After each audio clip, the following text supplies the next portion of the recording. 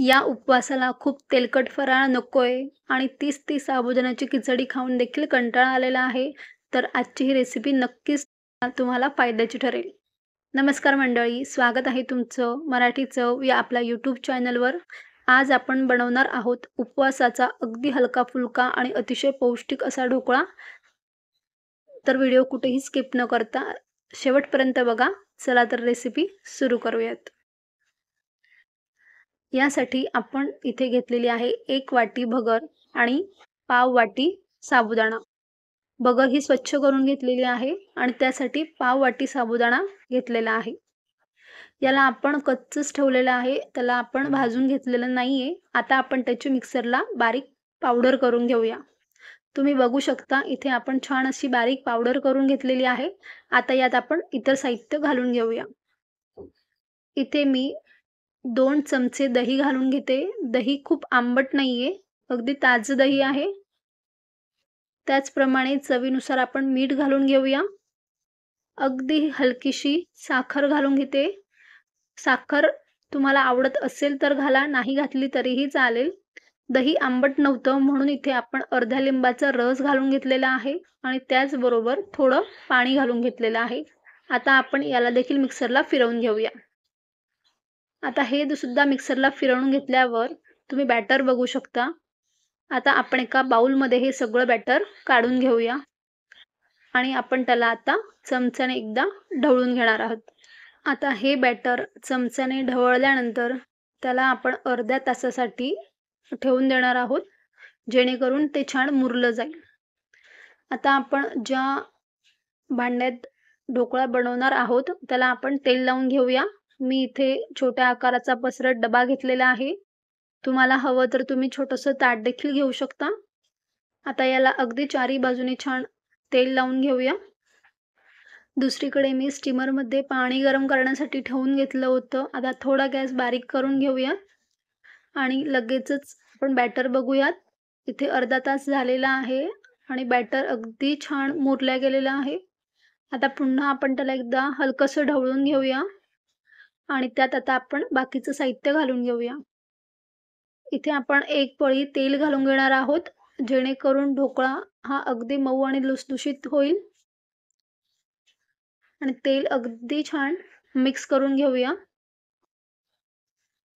आणि आता आपण त्यात थोडासा अगदी पाव चमचा एवढा सोडा घालून घेणार आहोत, पण तो आपण एका दुसऱ्या वाटीत घेऊन त्यात थोडं पाणी घालून घेऊया, जेणेकरून ढोकळ्याच्या बॅटरमध्ये सोडा हा एकसारखा मिसळला जाईल आणि खूप जास्त त्याला फेटण्याची गरज पडणार नाही. तुम्ही बघू शकता आता आपण अगदी एकाच दिशेने बॅटर फेटून घेणार आहोत. अगदी थोड्या वेळातच सोडा हा संपूर्ण बॅटरमध्ये खूप छान मिक्स होऊन जाईल. आपण आता तेल लावून घेतलेल्या डब्यात बॅटर काढून घेतलेलं आहे आणि लगेच ते स्टीमरमध्ये ठेवून घेऊया. आपण इथे 15 मिनिटांसाठी मध्यम फ्लेमवर ढोकळा शिजवून घेणार आहोत आणि 15 मिनिटांच्या मध्ये कुठेही आपण झाकण उघडून बघायचं नाहीये. नाहीतर ढोकळा फुगत नाही. 15 मिनिटं झालेली आहेत. आता आपण झाकण उघडून बघूया ढोकळा कसा शिजलाय ते. ढोकळा अगदी छान फुलून वर आलेला आहे. आपण चाकू घालून बघूया. सेंटरला आपण चाकू घालून बघितला तर तुम्ही बघू शकता चाकू अगदी नीट आणि क्लीन निघालेला आहे. म्हणजेच ढोकळा अगदी छान शिजलेला आहे. आता आपण त्याला थंड करण्यासाठी ठेवून देऊयात. तुम्ही बघू शकता अगदी सुंदर असा ढोकळा शिजलेला आहे. आता आपण याला फोडणीसाठी एका छोट्या कढईत 1 पळी तेल घालून घेणार आहे आणि तेल छान तापलं की आपण त्यात हिरव्या मिरच्या घालून घेऊया. हिरवी मिरचीला मी कट देऊन घेतलेला आहे. मिरची छान परतत आली की लगेच आपण त्यात अर्धा चमचा जिरं घालून घेऊ. मिरचीला कट देऊनच तळा, नाहीतर मग ती तेलात फुटते. आता आपण यात अर्धा चमचा जिरं घालून घेतलेलं आहे आणि गॅस बंद करून हलकंसं आपण त्याला परतवून घेऊन ही सगळी फोडणी ढोकळ्यावर टाकून घेणार आहोत. आता आपण ही सगळी फोडणी ढोकळ्यावर एकसारखी टाकून घेऊ. ढोकळा अगदी एकसारखा असा फुललेला आहे. आता आपण सगळी फोडणी ढोकळ्यावर अगदी व्यवस्थित पसरवून त्याचे आपल्याला हवे त्या आकाराचे आपण काप करून घेऊया. ढोकळा आपण भगरीपासून बनवलेला आहे. भगर ही आरोग्याला अतिशय पौष्टिक अशी आहे. भगरीमध्ये मोठ्या प्रमाणात लोह, कॅल्शियम तसंच व्हिटॅमिन B12 असतं. त्यामुळे याचा नक्कीच आहारात समावेश करा. त्याशिवाय मधुमेही जे असतात त्यांच्यासाठी तर भगर हे खूप उपवासाला अगदी पौष्टिक आणि चांगला असा पर्याय आहे. त्यामुळे नक्कीच ही रेसिपी ट्राय करा. आता आपण याला एका डिशमध्ये काढून घेऊया.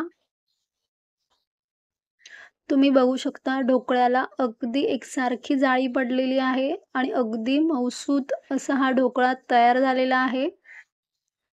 आपण पुन्हा एक पीस घेऊन बघूयात. ढोकळा कुठेही हा मध्ये गच्च बसलेला नाही. अगदी एकसारखा तो फुललेला आहे आणि शिवाय पौष्टिक असा ढोकळा आपला अगदी कमी साहित्यात तयार झालेला आहे. तर ही रेसिपी नक्की ट्राय करा. रेसिपी तुम्हाला कशी वाटली हे कमेंट्समध्ये सांगायला विसरू नका. रेसिपी तुम्हाला आवडली असेल तर लाईक करा, शेअर करा आणि जर तुम्ही चॅनलवर नवीन असाल तर अशाच छान-छान रेसिपीज सोप्या पद्धतीने शिकण्यासाठी चॅनलला नक्कीच सबस्क्राईब करा. धन्यवाद.